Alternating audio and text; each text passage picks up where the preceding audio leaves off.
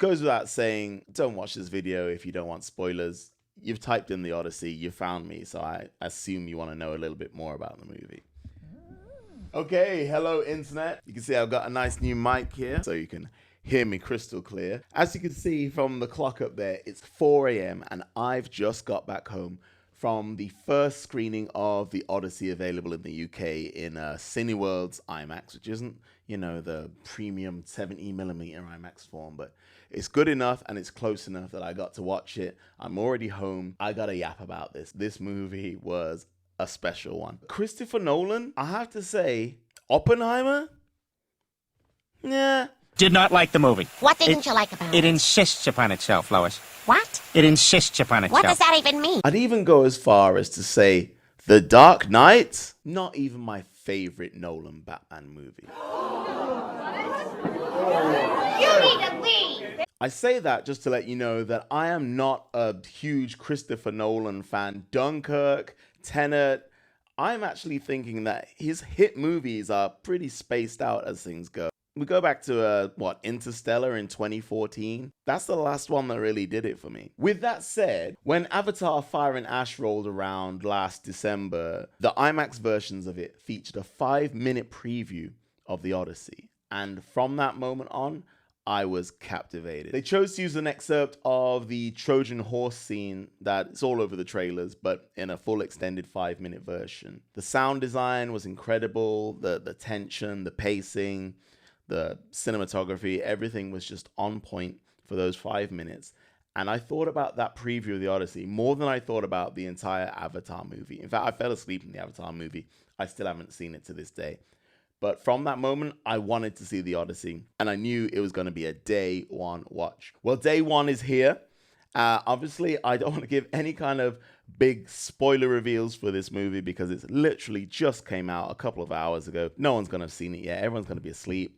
Maybe they're going to catch it on Friday. I've got home and I feel like I need to yap a little bit about it just so you get a feel for it. It's no understatement to say it. This is easily Nolan's best movie for me. I was sitting in the film thinking, this is one of the best films I've ever seen, period. It's what I would consider an instant classic, and I'm going to put it right up there with movies that I can rewatch forever, like Jurassic Park and the Lord of the Rings trilogy. Now, having just come out of a 3-hour movie, I'm not in any hurry to watch it again. It is a slog. You need a lot of time free, but it is a great film. I'm just going to break down a few of the things that you're going to have seen already in the trailers, in no real specificity, just to sort of explain their place in the movie. The first half an hour of it is you just dive right into this world. You're just straight in. You kind of figure out who's who along the way. You've got Odysseus, Penelope, Tom Holland, I forget his character's name, Thalasius or something like that. Odysseus has gone out on a war and his son is likely to claim the throne, but obviously there's a power vacuum, so there's other tribes and clans vying to marry Odysseus' wife, who is on the throne but has no king. That's the long and short of it, okay? The first half hour of this is the least engaging part of the movie before we get into the good stuff, but it's necessary. I found the pace of it really fast. You're just dropped right into this world and you're meant to understand how everything goes. There's not much exposition instantly. It's fed to you along the way. As it's a Christopher Nolan film, I think you can expect that he's going to play with time a little bit. He does love to do that. Lots of this film is told in flashback format. There's the flashbacks of what Odysseus has been through, as well as what's happening in the present at, I think it's called Ithaca, his hometown. You're going to jump back and forth in the movie. You're going to see Odysseus now, you're going to see him in the past. But that's very Nolan, so that's not much of a giveaway. There's a few parts in most of the trailers that we're going to go over. I'm going to talk about 4 instances of things that I saw in the trailer and maybe just expand on them ever so slightly. We're going to talk about the Cyclops. We're going to talk about those giant men that are on the posters. I'll try and find out their names later as well. We're going to talk about the whirlpool that you see frequently in the trailers as well. And finally, what's the third part that you see? Oh, the Trojan horse. So we're going to go into the Cyclops scene is the first part of the movie where it kicks up a notch and then it doesn't let up from there, okay? It kicks in about the 40-minute mark of the film.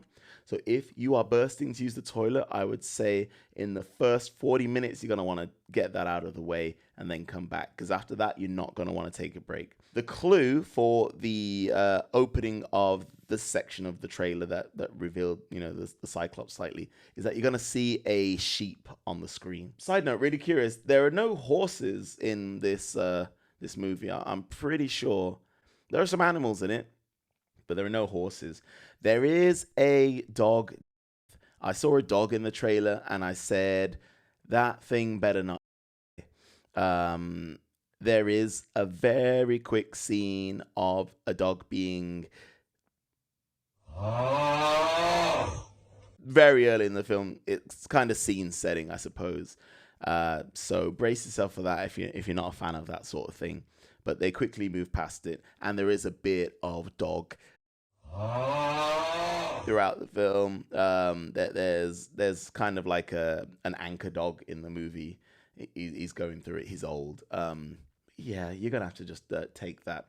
Speaking of horses, let's talk about the Trojan horse scene. So this is the scene that I'd already seen in the preview. It was obviously expanded upon a whole lot.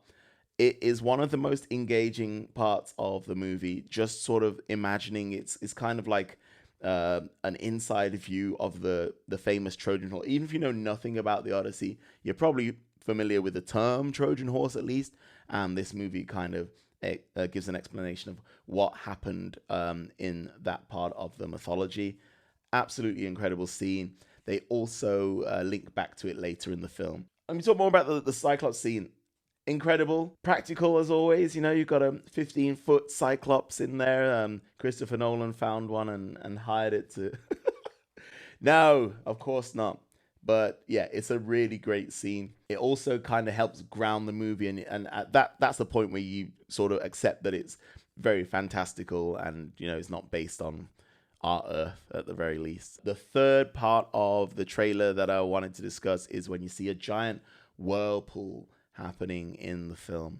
So it's mythology based. So you might be familiar with the Greek gods. There's one that controls water called Poseidon.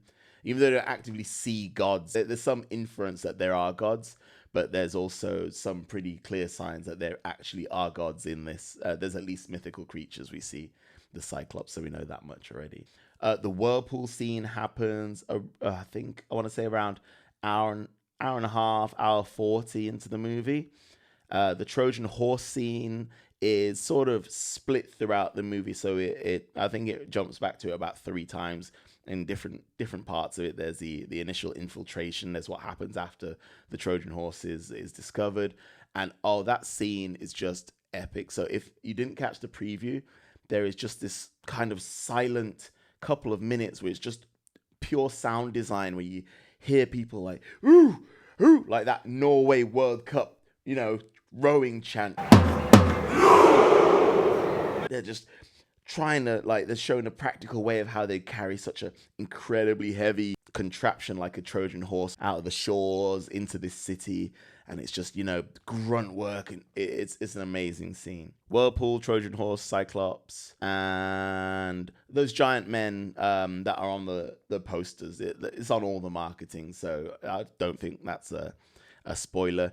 Another just a great scene. It just gives me very Lord of the Rings vibes. They're kind of fighting like these giants. That's all that you've seen in the trailers.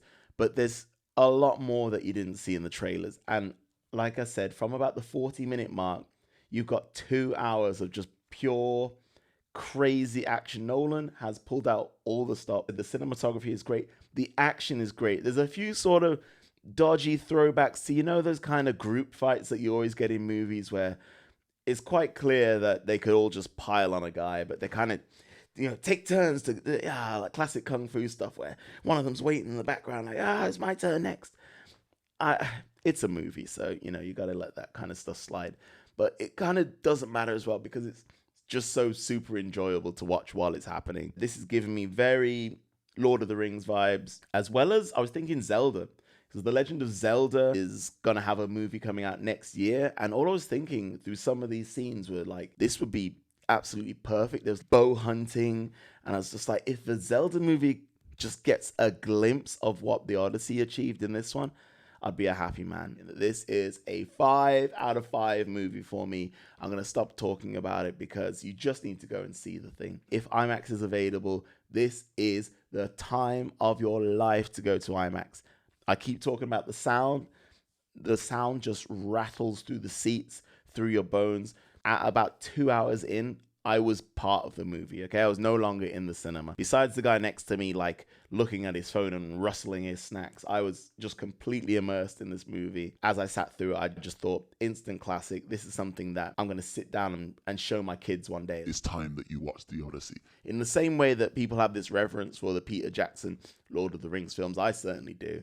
I could see myself having that same reverence for The Odyssey as well, and that's why I call it an instant classic. Anyway, I think I've yapped enough about this now. It's gone 4 a.m.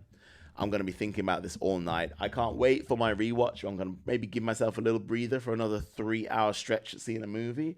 But this is definitely getting rewatched. It is the movie of the year. I just saw The Invite last week as well. Up until today, that was my favorite movie of the year. Still great, absolutely funny comedy. But The Odyssey's taking it, and I don't see anything taking its crown. I mean, we've got Spider-Man Brand New Day, but it's a different kind of film. And then we've got Avengers Doomsday and June Part 3. People are talking about, they're really hyped for it. But given that I wasn't the biggest sort of fan of Nolan in general, the fact that he's impressed me in this way makes me think that this is the movie of the year, if not the decade, if not the 21st century.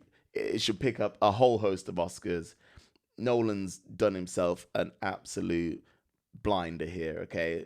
Like, I really advise you go watch this movie. Hopefully it's on your list. Go, go, go. Book your tickets. It was very hard to find a seat today, and that was at midnight. So I imagine a lot of people who've been waiting a couple of years to see a new Nolan film since Oppenheimer are going to be booking this out. Don't want to deny yourself that cinema experience and just watch it on a small screen. This is not a movie to pirate and stream at all. Please go to the cinema, watch this one on the biggest screen that you can. Anyway, hope you've liked me yapping. If you do, make sure to give You Like This Now a follow. More videos are coming. I've been on a bit of a break, but there's plenty of backlogged videos that are on the way straight after this. I just had to get these thoughts out. I'm the first to see it in the UK, or amongst the first in the UK. So I thought I'd give my thoughts. All right, I will see you next time. Hope you like this now.